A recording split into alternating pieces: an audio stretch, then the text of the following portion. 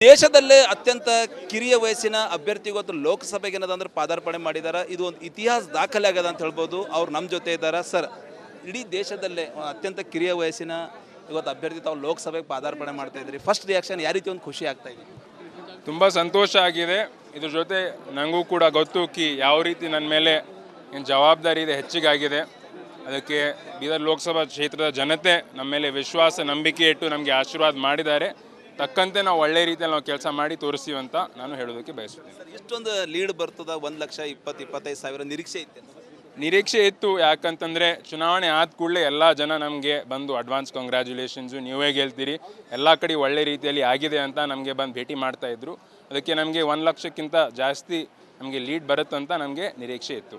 ಈ ಒಂದು ಗೆಲುವಿನ ಅಂದ್ರೆ ಈ ಒಂದು ಗೆಲುವು ಯಾರನ್ನ ಅರ್ಪಿಸ್ತೀರಿ ಸರ್ ತಾವು? ನಮ್ಮ ತಂದೆಯವರಾದ ಈಶ್ವರ್ ಖಂಡ್ರೆ ಅವರು.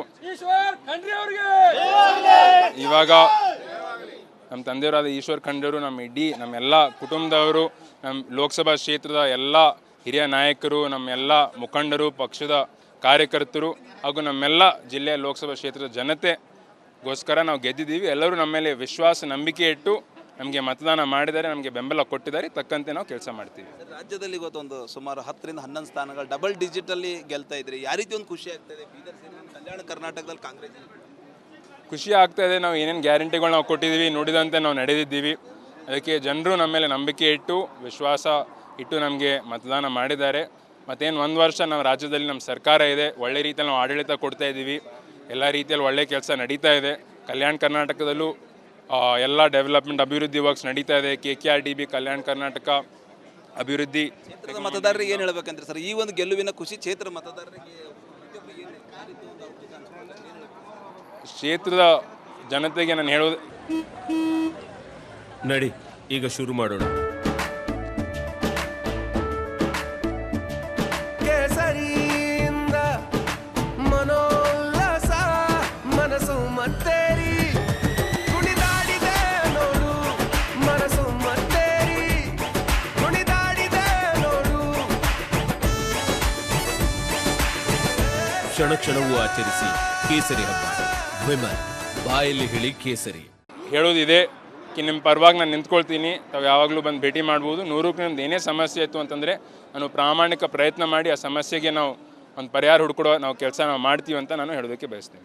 ರಿಪಬ್ಲಿಕ್ ಕನ್ನಡದಲ್ಲಿ ಕೂಡ ಅಂದರೆ ಚುನಾವಣೆ ಪೂರ್ವದಲ್ಲಿ ಸಮೀಕ್ಷೆ ಕಾಂಗ್ರೆಸ್ ಬಂದೇ ಬರ್ತಾ ಅಂತೇಳಿ ನಾವು ಕೂಡ ಹೇಳಿದ್ವಿ. ಹೌದು, ತಾವೇನು ಎಕ್ಸಿಟ್ ಪೋಲಲ್ಲಿ ನೀವು ನಮಗೆ ಫೋನ್ ಹಚ್ಚಿ ಹೇಳಿದ್ರಿ ಬೀದರ್ ಲೋಕಸಭಾ ಕ್ಷೇತ್ರದಲ್ಲಿ ಕಾಂಗ್ರೆಸ್ ಬರ್ತಾ ಇದೆ ಅಂತ ಅನ್ನೋದು. ನಿಮ್ಮ ಸಮೀಕ್ಷೆ ಕೂಡ ಕರೆಕ್ಟಾಗಿತ್ತು. ಆದರೆ ತಾವು ನನಗೆ ಗೊತ್ತಿಲ್ಲ ನೀವು ಅಂತರ ಎಷ್ಟು ಇಟ್ಕೊಂಡಿದ್ದೀರಂತ. ಆದರೆ ಲೋಕಸಭಾ ಕ್ಷೇತ್ರದ ಜನತೆ 1 ಲಕ್ಷಕ್ಕಿಂತ ಹೆಚ್ಚಿನ ಅಂತರದ ನಮಗೆ ಗೆಲ್ಲಿಸಿದ್ದಾರೆ. ಅದಕ್ಕೆ ತುಂಬ ಖುಷಿಯಾಗಿದೆ. ಒಳ್ಳೆ ರೀತಿಯಲ್ಲಿ ನಾವು ಕೆಲಸ ಮಾಡ್ತೀವಿ.